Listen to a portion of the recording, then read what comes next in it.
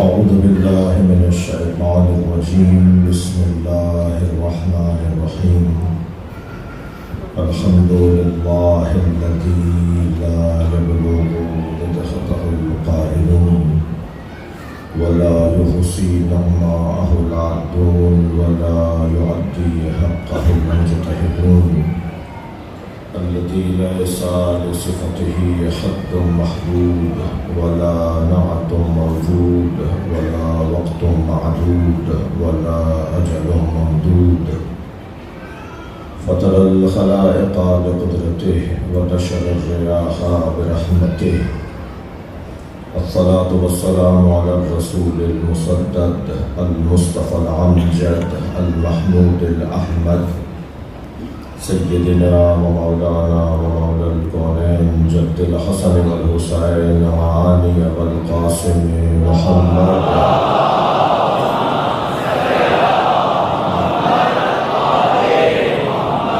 وعليه الطيبين الطاهرين المعصومين الذين قال الله إنما يريد الله ليذهب عنكم الرجس أهل البيت ويطهركم تطهيرا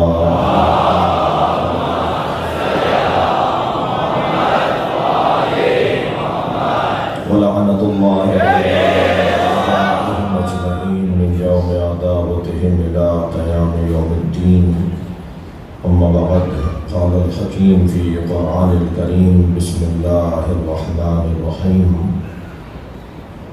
ألم ترى كيف ضرب الله مثلا كلمة طيبة كشجرة طيبة أصلها ثابت وفرعها في السماء وكلمة خبيثة كشجرة خبيثة اجتثت من فوق العرش ما لها من قرار تؤتي أكلها كل حين بإذن ربها يضرب الله الأمثال للناس لعلهم يهتدون صلوات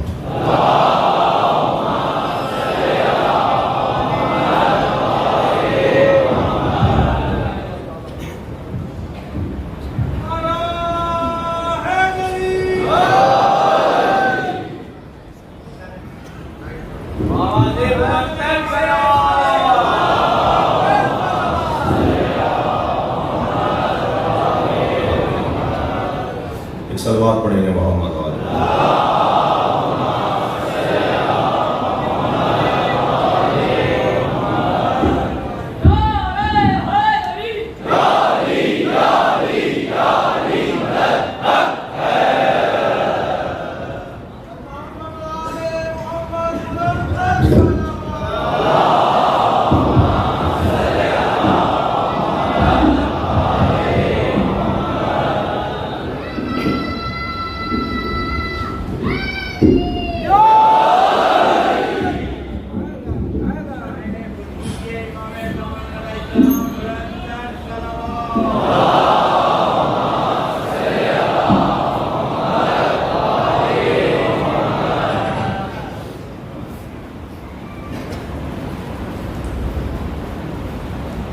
کلام پروردگار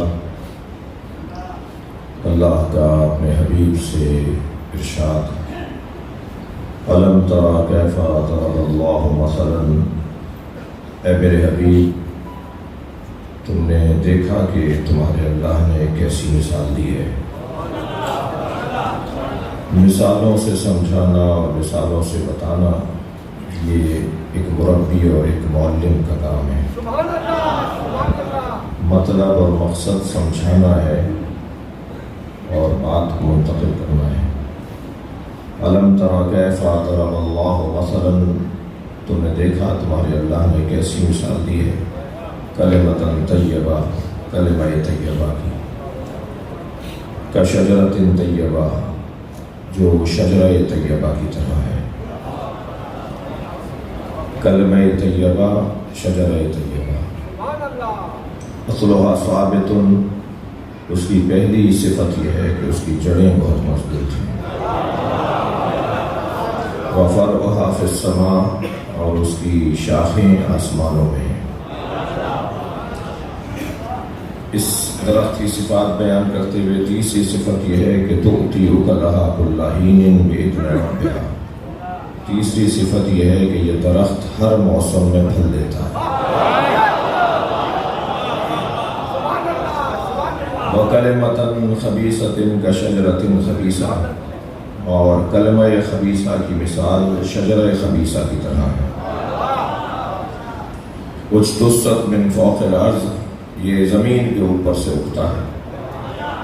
ما لہا من قرار، اور اس کو کوئی قرار اور استقلال نہیں ہوتا۔ یہ قرآن مجید میں اللہ نے شجرہ طیبہ اور اس کا تعارف اور شجرہ خبیثہ اور اس کا تعارف کروایا ہے۔ یوں تو اسلامی نظریات اور قرآنی پیغامات ہمیں یہی بتاتے ہیں کہ یہ ساری کائنات دو نظریوں پر چل رہی ہے۔ صرف پاکستان ہی دو نظریوں پہ نہیں بنا، بلکہ اللہ نے ساری کائنات کو دو نظریوں پر ہی بنایا ہے۔ ایک نظریے کو محکم کہتے ہیں اور دوسرے نظریے کو متشابہ کہتے ہیں۔ ایک نظریے کو حق کہتے ہیں، دوسرے نظریے کو باطل کہتے ہیں۔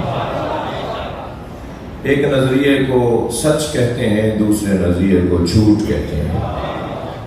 ایک نظریے کو شجرہ طیبہ کہتے ہیں، دوسرے نظریے کو شجرہ خبیثہ کہتے ہیں۔ میں ان تمام فہرستوں کو اگر ایک لفظ میں کہوں تو ایک نظریے کو حسینیت کہتے ہیں،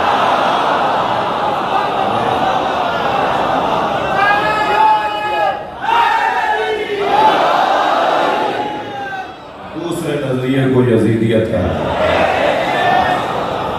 یہ حسینیت اور یزیدیت کا نظریہ سن 61 ہجری کے بعد کا نہیں ہے، بلکہ یہ حسینیت اور یزیدیت کا نظریہ ازل سے ہے، حضرت آدم کے زمانے سے ہے۔ علامہ اقبال نے میرے مدعا کو، بلکہ میں علامہ کے مدعا کو یوں بیان کروں کہ علامہ فرماتے ہیں حقیقت ابدی ہے مقام شبیری۔ یہ مقام شبیری یعنی حسینیت یہ آج کا منصب نہیں ہے، یہ سن 61 ہجری میں رونما ہونے والا منصب نہیں ہے، بلکہ حقیقت ابدی ہے مقام شبیری، بدلتے رہتے ہیں انداز کوفی و شامی بھی سن 61 ہجری کے لوگوں کو نہیں کہا جاتا۔ حسین اور حسینیت مزاج کا نام ہے، مزاج کا نام ہے۔ اور بات ہے اس مزاج کے موجد کو حسین ابن علی کہتے ہیں۔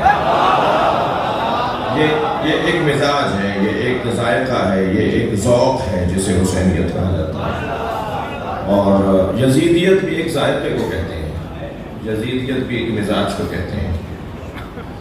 اس حسینیت اور یزیدیت میں عزیزان گرامی آج کی لڑائی نہیں ہے، پرانی لڑائی ہے، پرانا جھگڑا ہے، اور دونوں میں جو طاقتور ہے وہ ہے کہ جس کے ہاں کردار ہے، قربانی ہے، جانثاری ہے، فداکاری ہے، نظریے پر زندگی گزارنا ہے۔ وہ بظاہر تو گردن کٹوا دیتا ہے، بظاہر تو اسیر ہو جاتا ہے، وہ بظاہر تو مار دیا جاتا ہے، مگر جیت اسی کی رہتی ہے۔ بدن کی موت سے مرتے نہیں، بدن کی موت سے کردار مر نہیں جاتا، جی چھری کی دھار سے کٹتی نہیں چراغ کی لو۔ صلوات پڑھے گا محمد و آل محمد۔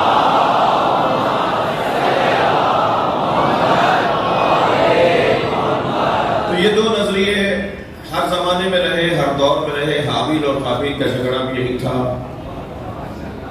اور نمرود اور ابراہیم علیہ السلام کا نظریہ بھی یہی تھا، فرعون اور حضرت موسیٰ کا مسئلہ بھی یہی تھا، انبیاء کرام اور حامان و شداد کے مسئلے بھی یہی تھے، اور یہ تسلسل کے ساتھ ہر دور میں ایک اس مزاج کا ایک اس مزاج کا۔ یہ بریلوی، سنی، دیوبندی، شیعہ، مالکی، حنبلی، شافعی، وہ علم کلام کے اعتبار سے تقسیم ہو یا علم فقہ کے اعتبار سے تقسیم ہو، یہ ہمارے سمجھنے کا اور ہمیں سمجھانے کا اور ہم ایک دوسرے کو پہچانے، اس لیے امت نے عنوانات دیے ہیں۔ اللہ نے ہمیں ان مسلکوں میں تقسیم نہیں کیا، اللہ نے ہمیں صرف اور صرف دو مسلکوں میں تقسیم کیا ہے، وہی حسینیت اور یزیدیت۔ لہذا ممکن ہے کہ کوئی شیعہ ہو اور وہ حسینی نہ ہو، اور ممکن ہے کوئی سنی ہو اور وہ حسینی ہو۔ حسینیت شناختی کارڈ کو نہیں کہتے، کردار کو کہتے ہیں۔ صلوات پڑھیں گے محمد و آل محمد۔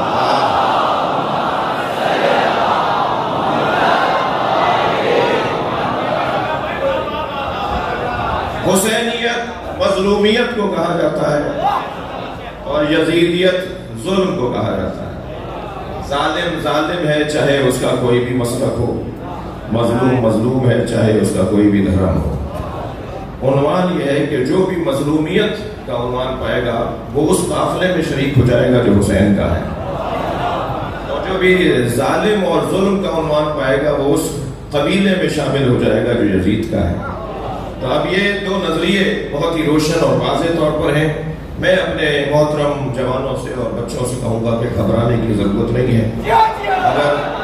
اگر پاکستان میں امیر فلاں زندہ باد کے نعرے لگے ہیں تو تم اللہ کا شکر ادا کرو کہ کم سے کم چہروں سے نقابیں ہٹی ہیں۔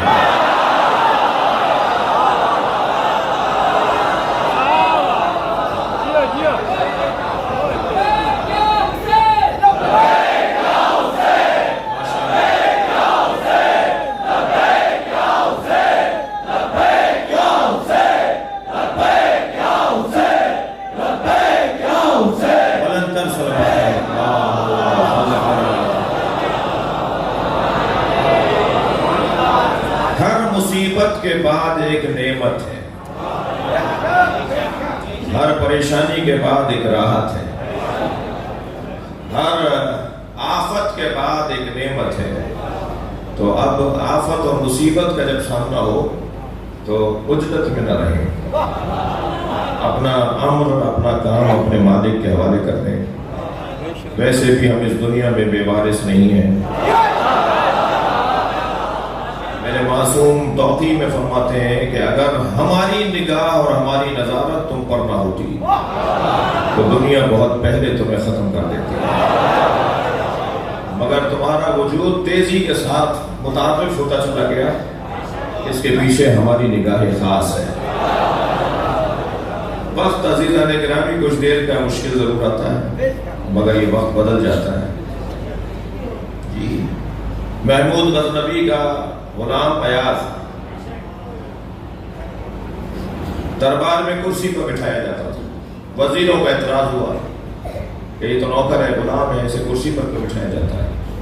تو محمود غزنوی نے کہا کہ یہ ذہین ہے، ہوشیار ہے، اچھا مشورہ دیتا ہے، اس لیے میں اس کو احترام دوں گا، اسے منصب دوں گا، اسے اچھی جگہ بٹھاؤں گا۔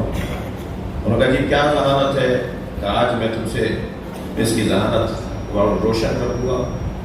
سارے دربار میں جب درباری اور وزراء آ کے بیٹھ گئے تو محمود غزنوی نے کہا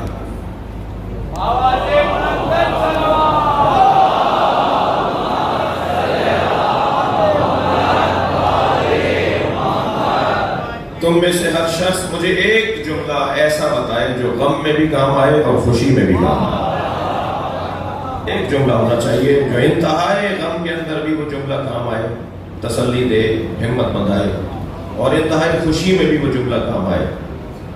خوش رہوں تو بھی اس جملے سے رہوں، اور غم میں مبتلا ہوں تب بھی وہ جملہ مجھے کام آئے۔ ایک جملہ، کسی وزیر نے کچھ بتایا وہ ایک جگہ پورا اترتا تھا، دوسرے کام کے لیے پورا نہیں تھا، کسی اور نے کچھ بتایا، دوسرے نے کچھ اور بتایا، یہاں تک کہ ایاز سے کہا کہ ایاز تو بتاؤ۔ کہ حضور بس ایک ہی جملہ جو دونوں موقعوں پہ کام آئے گا، اور وہ یہ کہ یہ وقت بھی گزر جائے گا۔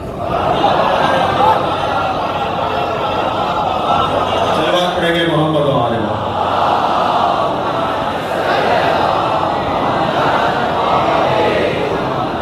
یہ وقت بھی گزر جائے گا، لہذا ہمیں چاہیے کہ ہم اپنے ذہن میں، اور اگر ضرورت پڑے پڑھے تو میں نے تو کئی دفعہ اس امام بارگاہ میں اور حیدرآباد میں کہہ چکا ہوں کہ کچھ آیات ہیں، کچھ احادیث ہیں، کچھ حسین جملے ہیں جو ہمارے اوپر ڈائریکٹ اثر کرتے ہیں، انہیں اپنے گھروں میں فریم کروا کے لگوانے کی ضرورت ہے تاکہ آتے جاتے ان جملوں پہ ہماری نگاہ پڑے اور ہمارے رویے تبدیل ہو۔ سارا مسئلہ ہی رویوں کا ہے، ہولیوں پہ نہ جائیے گا، اور ویسے ہی ہولیوں کا ہے۔ لمبے لمبے کرتے والے لمبے نہیں ہوتے، اور پھٹے ہوئے کپڑوں میں کوئی نظر آئے تو وہ حقیر نہیں ہوتا۔ رویوں سے پتہ چلے گا کون بڑا ہے کون چھوٹا ہے۔ آپ کی توجہات کا شکر گزار ہوں۔ اللہ نے دو نظریے بنائے، ایک نظریہ شجرہ طیبہ اور ایک نظریہ شجرہ خبیثہ۔ یہ جو شجرہ طیبہ ہے، اس کی صفات میں پہلی صفت یہ ہے کہ اصلھا ثابت ہے، اس کی جڑیں بہت مضبوط ہیں۔ جڑیں اس کی کتنی مضبوط ہیں؟ جڑیں اس کی کتنی مضبوط ہیں، میں نظریاتی تفسیر نہیں بلکہ تشبیہاتی تفسیر کے ذریعے سے، مصداقی تفسیر کے ذریعے سے جملہ کہوں گا۔ اصلھا ثابت، یہ شجرہ طیبہ وہ ہے جس کی جڑیں مضبوط ہیں۔ جس شجر کی جڑوں کو محمد کہا جائے،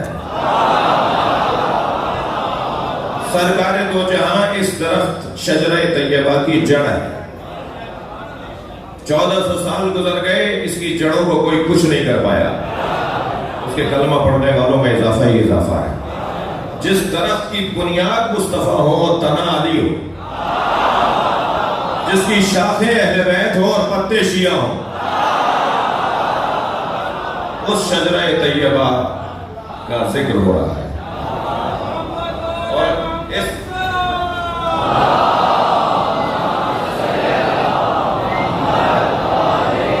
اور اس شجرہ طیبہ کی پہلی صفت اصلھا ثابت، اس کی جڑیں مضبوط ہیں، مضبوط درخت ہے۔ فروھا فی السماء، اس کی شاخیں آسمانوں میں۔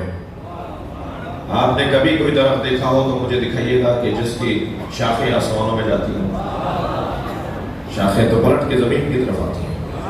جتنا باردار ہوتا چلا جائے گا، جتنا وزنی ہوتا چلا جائے گا، جتنا اس میں پھل پڑتا چلا جائے گا، اتنا ہی یہ شاخیں زمین کی طرف آئیں گی۔ لیکن یہ عجیب درخت ہے جس کی شاخیں آسمانوں میں ہیں۔ یہی تو بتایا جا رہا ہے کہ یہ یہاں سے بھی جڑا ہوا ہے اور وہاں سے بھی جڑا ہوا ہے۔ یہاں سے جڑنے کو بشریت کہتے ہیں اور وہاں سے جڑنے کو نورانیت کہتے ہیں۔ لہذا یہ شجر وہ شجر ہے کہ جو خاکی بشر نہیں ہے، نوری بشر ہے۔ یہاں سے خاک اور وہاں سے نور، اور جو دو طرفوں سے جڑا ہوا ہو اسے وسیلہ کہا جاتا ہے۔ جس کا یہاں سے بھی تعلق ہو اور وہاں سے بھی تعلق ہو، اور یہاں سے تعلق کو عزیزان گرامی بشریت اور وہاں سے تعلق کو نورانیت، میں اور لفظ بہتر کروں، یہاں سے وہاں دیکھیں گے یا وہاں سے یہاں دیکھیں گے تو بہک جائیں گے۔ جو یہاں والے انہیں دیکھ رہے ہیں وہ کچھ اور دیکھ رہے ہیں، اور جو وہاں والے دیکھ رہے ہیں وہ کچھ اور دیکھ رہے ہیں۔ نہ وہ اکیلے صحیح دیکھ رہے ہیں، نہ یہ اکیلے صحیح دیکھ رہے ہیں۔ ہمیں نہ ان نگاہوں سے انہیں دیکھنا ہے، نہ ان نگاہوں سے انہیں دیکھنا ہے، ان کی نگاہوں سے انہیں دیکھنا ہے۔ ہمیں مولا علی کو اپنے ذہن سے نہیں ماننا، ہمیں مولا علی کو اپنے ذہن سے نہیں ماننا، ہمیں مولا علی کو جبریل کی زبان سے نہیں ماننا، اس لیے کہ جبریل اگر بول پڑیں گے تو ہمیں کچھ اور نظر آئے گا، اس لیے کہ جبریل اپنی اینک لگا کے دیکھ رہے ہیں، اور میں جب دیکھ رہا ہوں تو اپنی اینک سے دیکھ رہا ہوں۔ مجھے تو علی کو علی سے دیکھنا ہے، مجھے تو اہل بیت کو اہل بیت سے دیکھنا ہے۔ آپ آمادہ ہیں مجلس سننے کے لیے تو جملہ کہہ رہا ہوں۔ میرے مولا علی فرماتے ہیں کہ نبی نے فرمایا نحن نکلم الناس علی قدر عقولہم، میرے مولا نبی نے فرمایا کہ میں نبی، ہم انبیاء، اور سرکار خود فرما رہے ہیں تو میرا نبی فرما رہے ہیں کہ میں لوگوں سے ان کی عقل کے مطابق بات کرتا ہوں۔ مولا علی فرما رہے ہیں ہمارے نبی لوگوں سے ان کی عقل کے مطابق بات کرتے تھے، اپنی عقل کے مطابق بات نہیں کرتے تھے۔ اگر مولا نبی نے اپنی عقل کے مطابق بات کی ہوتی تو ہم سمجھ ہی نہیں پاتے، وہ ہماری عقل کے مطابق بات کرتے ہیں۔ اگر بڑا مجمع ہوتا ہے تو اس انداز سے بات کرتے ہیں کہ بات سب کے لیے مساوی ہو، اور اگر کوئی خاص بندہ قریب آ جائے تو اس کے لیے اس سے گہری بات کرتے ہیں، اور اگر اور خاص بندہ قریب آ جائے تو اس کے لیے راز کی باتیں کرتے ہیں۔ جیسے جیسے معیار متکلم، معیار مخاطب، جیسے جیسے معیار مخاطب بلند ہوتا چلا جاتا ہے، نبی اپنے معیار کے مطابق بات کرتے ہیں۔ یہاں سے قد اونچا ہوگا تو سرکار کے مطابق بات ہوگی۔ عزیزان گرامی، احترام سب کا رہے، بے احترامی اور توہین حرام ہے، مگر علی علی ہے۔ میرے مولا نبی ہر کچھ دن کے بعد علی سے راز میں باتیں اسی لیے کرتے تھے، کبھی تو اپنی عقل کے مطابق بات کریں۔ وہ جو رازداروں کا گفتگو، وہ جو تنہائی کی گفتگو، وہ اسرار کی گفتگو، وہ رموز کی گفتگو جو سرکار فرماتے ہیں، وہ تنہائی میں لے جا کر مولا علی سے بیان فرماتے ہیں۔ حتیٰ کچھ کیفیات ہوتی تھیں، روایات کہتی ہیں کہ جب مولا علی گھر میں داخل ہوتے اور سرکار کی طرف بڑھتے تو حتیٰ ازواج نبی امہات المومنین بھی اپنی اپنی جگہیں چھوڑ کر چلی جاتی تھی کہ اب راز کی گفتگو ہونے والی ہے۔ بعض جگہ تو یہاں تک ہے کہ حسنین اور جناب زہرا بھی اٹھ کے چلی جاتی تھی، کیا اب علی آئے ہیں تو نبی ان سے راز کی باتیں کریں گے۔ تو ایک ایسی کیفیت بھی ہے۔ فرما رہے کہ نبی لوگوں سے ان کی عقل کے مطابق بات کرتے ہیں، اپنی عقل کے مطابق نہیں۔ عزیزان گرامی، توجہ چاہوں گا اس جملے پر۔ میں نے جتنی حدیثیں پڑھی وہ میری عقل یا مجھ جیسوں کی عقل کے مطابق سرکار نے ارشاد فرمائی۔ مجھے کیسے پتا چلے کہ سرکار کا معیار عقل کیا ہے؟ اول تو یہ وادی ایسی ہے کہ جس میں جانے کے لیے مجھے طہارت کی ایک خاص کیفیت چاہیے۔ ہر شخص اس وادی میں قدم نہیں رکھ سکتا۔ یہ وہ نماز نہیں ہے جو وضو سے ادا ہو جائے، اس کے لیے خاص طہارت چاہیے، اس کے لیے خاص پاکی چاہیے، جو بہرحال اللہ نے جنہیں پاک رکھا ہے، جنہیں پاک بنایا ہے، وہی اس وادی میں قدم رکھ سکتے ہیں۔ جو نبی کے ساتھ رہتی ہو بیوی، وہ بھی چادر میں آتے ہوئے اجازت مانگے، اور نبی فرمائے تم خیر پر ہو مگر اہل بیت میں نہیں ہو۔ یہ جو نبی کی رازدارانہ محفل ہے نا، مولانا خان صاحب کے اینٹوں کے گھر میں جب چادر کا گھر بنایا تو وہ اہل بیت نبوت، اور یہ اہل بیت نبوت اور وہ اہل بیت نبی، تو وہ جو ایک خاص کیفیت ہے، اس کے لیے طہارت خاص چاہیے اگرچہ، لیکن رات کچھ خوشبو محسوس کرنے کے لیے میں عرض کر رہا ہوں۔ ہم اس وادی میں قدم تو رکھ نہیں سکتے، پر جل جائیں گے، ہمارا کام نہیں ہے اس وادی میں قدم رکھنا جس وادی میں جبریل بھی اجازت مانگے، جس وادی میں حتیٰ امہات المومنین اجازت مانگے، جس وادی میں صحابہ کرام اجازت مانگے اور کچھ کو ملی اور کچھ کو نہ ملے اجازت، تو اس وادی میں ہمارا قدم رکھنا تو بنتا نہیں ہے، لیکن صرف خوشبو محسوس کرنے کے لیے کہ وہ وادی کیا ہے۔ ایام سجادیاں ہیں، اس لیے یہ جملہ کہہ رہا ہوں۔ وہ ہم سے ہماری عقل کے مطابق بات کرتے ہیں، اور جب اللہ سے بات کرتے ہیں تو اپنی عقل کے مطابق بات کرتے ہیں۔ لہذا مجھے اگر دیکھنا ہے کہ معیار معرفت اہل بیت کیا ہے تو مناجات پڑھوں، دعائیں پڑھوں۔ جب میں امام سجاد کی دعاؤں کو پڑھوں گا، جب میں جناب زہرا کی دعاؤں کو، جب میں امام حسین کی دعائیں عرفہ، تب مجھے اندازہ ہوگا کہ یہ وادی کتنی حساس اور کتنی سنگین وادی ہے۔ ایک ایک دعا پر 10 جلدوں میں شرح لکھی جاتی ہے، پھر بھی لکھنے والا کہتا ہے کہ میں نے حق ادا نہیں کیا۔ ایک ایک جملے پہ سیمینار ہوتا ہے اور 10 افراد تقریریں کر کے چلے جاتے ہیں ایک جملے کے اوپر، پھر بھی کہتے ہیں کہ ہم علی کی دید سے نہیں دیکھ پائے، کہ ہم نے اپنی دید سے دیکھا ہے، علی کے جملے کو سمجھنے کی کوشش کی ہے۔ سمندر معرفت، سمندر علم، اور وہ جو عرفان کا ایک عرفان کی گہرائی ہے، اگر اس کو محسوس کرنا ہے تو ائمہ کی اور اہل بیت کی دعاؤں کو پڑھا جائے۔ میرے سامنے کے جملے، من وجدک، یا اللہ جس نے تجھے پا لیا اس نے کیا کھو دیا، اور جس نے تجھے کھو دیا اس نے کیا پایا۔ یا من دل علی ذاتہ بذاتہ، اے وہ اللہ جو خود اپنی ذات پر دلیل ہے. اللہ کو میں اللہ سے سمجھتا ہوں. یہ حسین کا جملہ ہے. میرے مولا حسین فرما رہے ہیں یا اللہ میں تجھے تجھ سے سمجھتا ہوں. کوئی اور آ کے مجھے نہ بتائے کہ اللہ کیسا ہے. کوئی اور آ کر مجھے نہیں بتائے گا کہ اللہ کیسا ہے. حسین کو کوئی اور آ کر نہیں بتائے گا کہ اللہ کیسا ہے. کیوں میرے مولا نے یہ انکار کر دیا کہ سورج میرے لیے دلیل ہے وجود پر. میرے اور آپ کے لیے نظام شمسی کائنات کا نظم دلیل ہے وجود الہی ہے.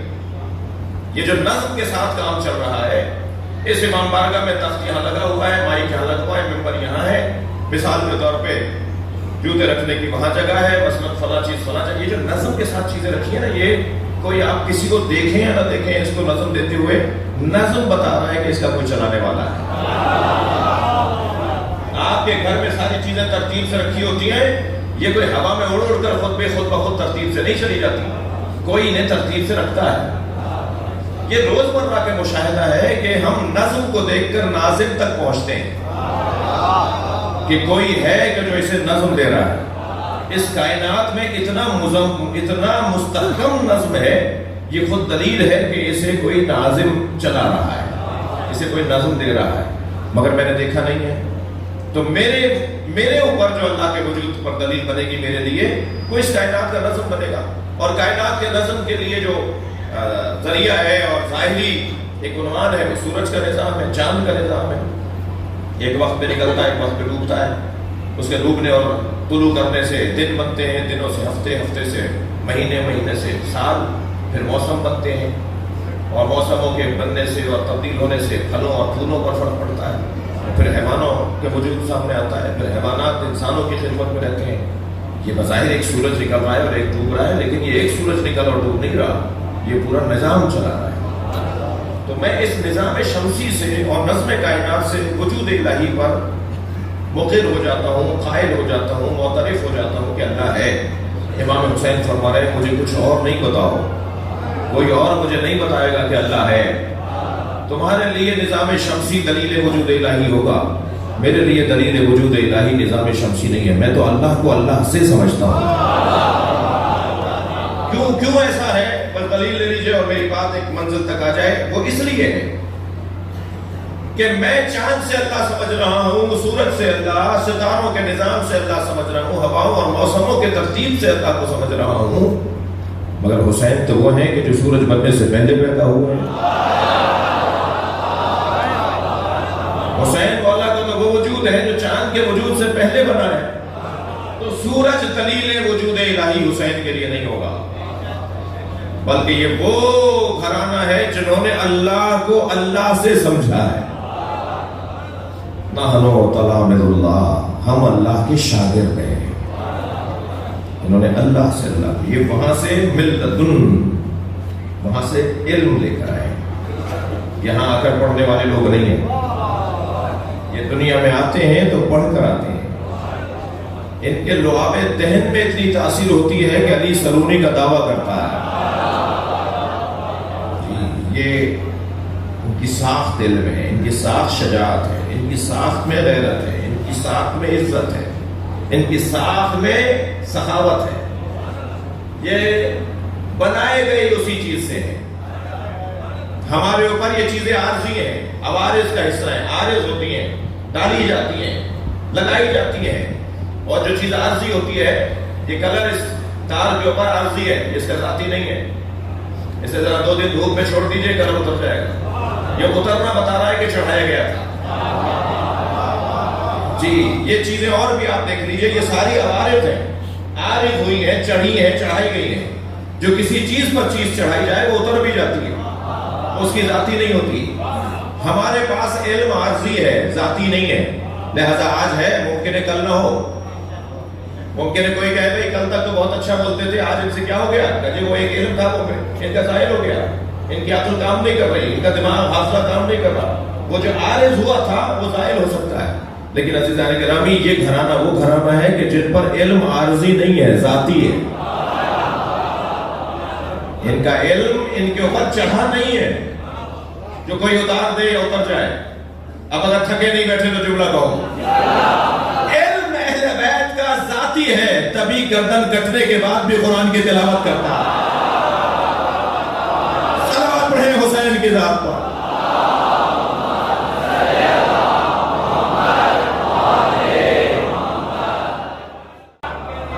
علم اہل بیت کا ذاتی ہے. نانا کی گود میں بھی امام حسن بیٹھے ہوں گے تو سنگین سوالات کے جوابات دیں گے. اگر کہا ہے عبداللہ کے بیٹے آپ پر دلیل ہے تو آپ کی دلیل نبوت کیا ہے؟ آپ پر ہم کیسے ایمان لے آئیں کہ آپ نبی ہیں؟ میرے مولا نبی نہیں، امام حسن جو 3 سال کی گود میں بیٹھے ہیں، 3 سال کا سن و سال ہے، 3 سال کے سنہ میں ہے. امام حسن کے سر پہ ہاتھ رکھ کے فرمایا میرا یہ نواسہ میری نبوت پہ دلیل ہے. کیا مطلب؟ گائے سے جو چاہو پوچھ لو. کہنے لگا میں بچے سے بات کروں؟ تو امام حسن اسی 3 سال کے سن میں گویا ہوئے سل فقیہا لا صبیہ، پوچھ ایک فقیہ سے، بچے سے بات نہیں کرنا.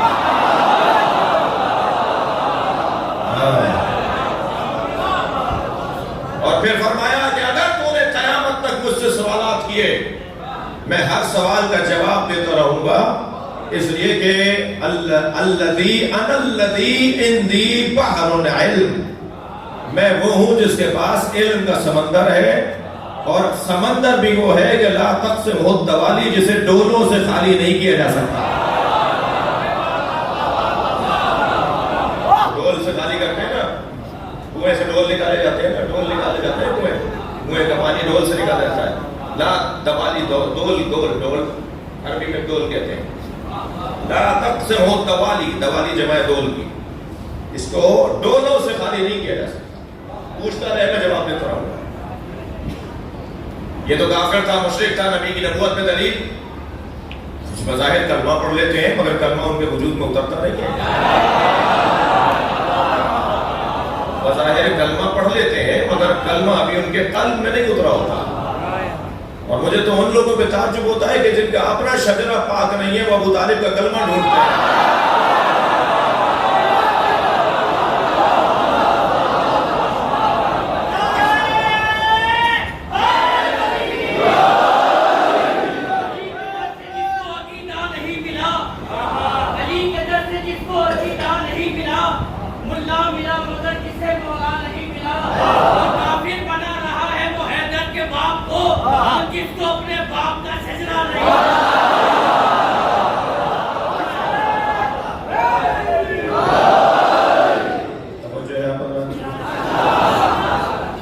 بحث یہ ہے کہ اب جو بظاہر کلمہ پڑھ چکے ان کو بھی تو اطمینان چاہیے.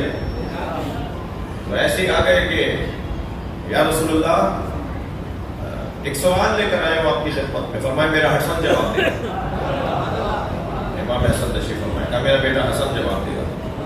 کہا یا رسول اللہ سوال یہ ہے کہ میں نے حالت احرام میں شکار کر لیا، کفارہ کیا ہے؟ میرے مولا نبی نے فرمایا بیٹا حسن جواب دو. کہا نانا ان کا جواب ناقص ہے، نانا ان کا سوال ناقص ہے. کہا ان کو بتاؤ کیا کہہ رہے ہو؟ نانا ان کا سوال ناقص ہے، انہوں نے یہ نہیں بتایا کہ احرام عمرے کا تھا یا حج کا تھا.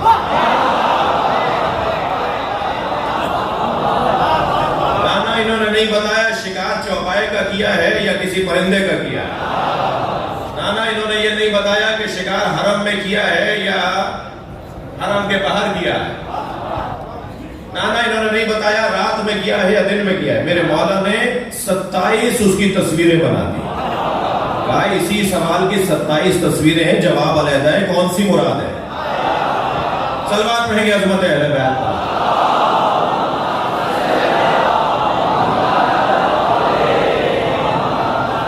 یہ شجرہ طیبہ وہ ہے کہ جو زمین میں مستحکم اور آسمانوں میں پابر جائے اور ہر موسم میں پھل دینے والا درخت ہے. یہ کبھی نہیں ہوتا کہ یہ پھل نہ دے. یہ درخت ہی نہیں ہے جو سوکھ جائے، یہ درخت ہی نہیں ہے کہ جس کو کوئی نقصان پہنچے. یہ ہر موسم میں پھل دیتا ہے. ان کے پاس ہوتا ہے تب بھی دیتے ہیں، نہیں ہوتا تب بھی دیتے ہیں. یا اپنے گھر میں بیٹھے ہوں تب بھی دروازے پر آنے والا خالی نہیں جاتا. یا اگر زندان میں بیٹھے ہوں تب بھی اسیروں کو رہائی دلوا رہے ہوتے ہیں. ان کا دینے کا انداز ہی کچھ اور ہے. عزیزان گرامی، ہمیں اس دروازے سے کیا ملتا ہے؟ یہ ہم سے کوئی سمجھے، ہمیں اس دروازے سے سب سے بڑی دولت ملتی ہے، اور وہ ہے اطمینان قلب، ضمیر کا اطمینان، قلب کا اطمینان، وہ سکون ذہنی۔ اسی مجلس میں ایک بہت بڑی تعداد افسران کی، شخصیات کی، زمینداروں کی، حیثیت والوں لوگوں کی بیٹھی ہے، بڑے خاندان کے بچے بیٹھے ہوئے ہیں، میں بہت سو کو جانتا ہوں۔ وہ کون سی چیز ہے جو ہمیں کھینچے لاتی ہے محمد؟ وہ کون سی چیز ہے جو مقناطیسی کھچاؤ اور تناؤ سے زیادہ اثر رکھتی ہے؟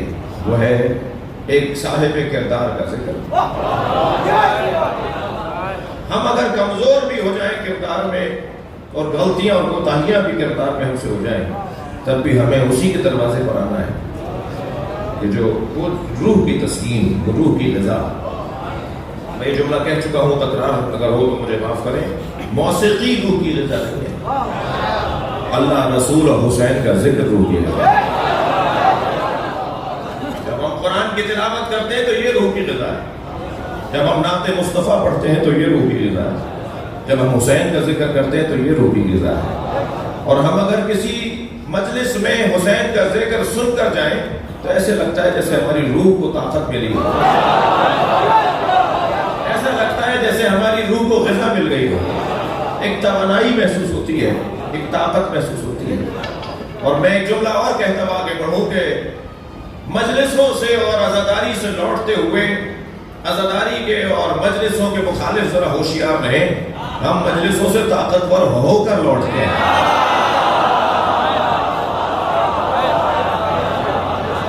ہم توانائیاں لے کر لوٹتے ہیں، اور وہ توانائی کیا ہے، وہ غذا کیا ہے؟ اطمینان قلب۔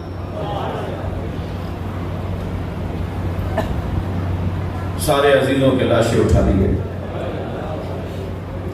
حتیٰ اپنے کڑیل جوان کی میت بھی اٹھا لی، مگر حسین مولا کے رخساروں پر سرخی بڑھ رہی تھی۔ اطمینان قلب کی کیفیت یہ تھی کہ امام کے چہرے پر لالی سرخی بڑھ رہی تھی، جو تازگی اور بشاشت کی علامت ہے۔ اللہ کا انداز بھی اللہ ہی کا ہے، ہر ایک سے اس کے مزاج کے مطابق امتحان دیتا ہے۔ اللہ نے جناب زہرا سے جو امتحان لیا وہ سیدہ کے مزاج کے مطابق تھا۔ اللہ نے جو مولا علی سے امتحان لیا علی کے مزاج کے مطابق تھا۔ علی مزاجن غیرت مند بہت تھے۔ ایک یہودی عورت کو بازار میں پٹتے ہوئے دیکھا تھا، 3 دن علی نے کھانا نہیں کھایا۔ مولا اللہ حسین کو پیاس بہت لگتی تھی، اللہ نے کربلا میں حسین کا امتحان لیا۔ سارے شہیدوں میں، سارے مجاہدوں میں سب سے زیادہ پیاسے حسین۔ اجرکم اللہ، آپ کی آوازیں بلند ہو رہی ہیں۔ اور اہل بیت کو اس بات کا احساس تھا کہ حسین پیاسے بہت ہیں، لہذا حضرت امام سجاد نے قبر پہ یہ نہیں لکھا کہ یہ مظلوم کی قبر ہے، یہ غریب کی قبر ہے، یہ مسافر کی قبر ہے، لکھا یہ پیاسے کی قبر ہے۔ جناب سکینہ نے گھوڑے سے یہ نہیں پوچھا کہ بابا کو کس نے مارا، بابا کو کتنے لوگوں نے مارا، بابا کو کہاں مارا۔ جناب سکینہ نے گھوڑے سے یہ نہیں پوچھا، ذوالجنہ سے یہ نہیں پوچھا کہ میرے بابا کو خنجر مارا، نیزہ مارا، بلکہ پوچھا مجھے اتنا بتا پانی پلا کے مارا۔ اجرکم اللہ، اجرکم اللہ، آپ کی آوازیں بلند ہیں۔ اللہ آپ کو اجر و ثواب عطا فرمائے، کسی غم میں مبتلا نہ کرے۔ یا جواد و عبیس انسوخیا ابی ان قتل عطشانا، اے میرے بابا کے گھوڑے مجھے اتنا بتا دے بابا کو پانی پلا کے مارا۔ اللہ اکبر۔ کربلا میں حسین سب سے زیادہ پیاسے ہیں۔ جناب زینب کے مزاج میں ذمہ داریوں کو قبول کرنا تھا، بڑھ کر کہتی تھی یہ کام میں کروں گی، خود سے ذمہ داریوں کو قبول کرتی تھی جناب جان جی، جس کے مزاج میں ہر کام پڑھ کے کہتا ہو مجھے دے دو، یہ کام مجھے دے دو، یہ کام میں کروں گا۔ بچوں کے درمیان اگر آپ خاندان میں بیٹھے ہو، اپنے گھر میں بیٹھے ہو، اور ایک بچہ پڑھ پڑھ کر ہر کام کے لیے کہتا ہوں میں کروں گا، تو آپ کو بہت خوشی ہوتی ہے نا۔ مگر ایک وقت ایسا بھی آتا ہے کہ آپ پھر کسی اور سے نہیں کہتے، پھر اسی کو آواز دے کر کہتے ہیں کہ یہ کام تم کرو۔ زینب کبریٰ کو ذمہ داریاں قبول کرنے کا ایک خاص بیوی کا خلق و خو تھا۔ جناب زینب نے 4 سالہ، جناب زینب 4 سالہ ہیں، 4 سال کی عمر ہے جناب زینب کی جب جناب زہرا کی شہادت ہو گئی ہے۔ جناب زہرا نے اپنے حجرے میں بلایا، زینب تم ذمہ داریاں بہت قبول کرتی ہو، زینب تم ذمہ داریاں بہت لیتی ہو، میں تمہیں ایک ذمہ داری دے رہی ہوں، یہ صندوق اٹھا کے لاؤ۔ بیوی نے صندوق اٹھایا، کھولا تو اس میں کفن رکھے ہوئے تھے۔ اجرکم اللہ، اجرکم اللہ۔ فرمایا زینب یہ جنت سے پنجتن کے 5 کفن آئے تھے، جبرائیل 5 کفن جنت سے 5 حنوطوں کے ساتھ آئے تھے، ایک کفن تمہارے نانا میرے بابا کو دے دیا، یہ 4 کفن ہیں، ایک ایک کو سمجھو کہ کون سا کس کا ہے۔ ایک کفن اٹھا کر دکھایا جناب زہرا کو، جناب زینب نے کفن اٹھا کر دکھایا، اماں یہ کفن کس کا ہے؟ ذمہ داری لے رہی ہیں جناب زینب۔ فرمایا بیٹا کچھ دن بعد انہی دنوں میں تمہارے بابا گھر میں آئیں گے، انہیں پتا ہوگا کہ کفن کہاں ہے، وہ تم ہی سے مانگیں گے اور تم سے کہیں گے کہ اپنی ماں زہرا کا کفن دے دو، میری بچی یہ میرا کفن ہے، یہ اپنے بابا کو دے دینا۔ دوسرا کفن دیکھ کے فرمایا کچھ مدت کے بعد بھائی حسن گھر میں تم سے کفن مانگنے آئے گا، بابا علی کے لیے کفن مانگنے آئے گا، تو یہ والا کفن اپنے بابا علی کا اپنے بھائی حسن کو دے دینا۔ اب رونے والوں 2 کفن رہ گئے نا۔ جناب زینب نے کفن دکھایا، فرمایا کچھ مدت بعد تمہارا بھائی حسین تم سے آ کے کہے گا بھائی حسن کا کفن لا دو، تو یہ کفن بھائی حسن کا ہے، اپنے بھائی حسین کو دے دینا۔ اب آخری کفن رہ گیا، بی بی نے وہ کفن دکھایا تو بی بی زہرا روتے ہوئے فرمانے لگی یہ بھی بھائی حسن کا ہے۔ کیا اماں وہ پہلے والا بھی بھائی حسن کا تھا؟ فرمایا ہاں بیٹا یہ دوسرا بھی بھائی حسن کا ہے، تو کم سن ہے نا ذمہ داری لینا چاہیے۔ فرمایا لگی بھائی حسین کا کفن، فرمایا حسین کا کفن جنت سے نہیں آیا، میرا بچہ بے گور و کفن۔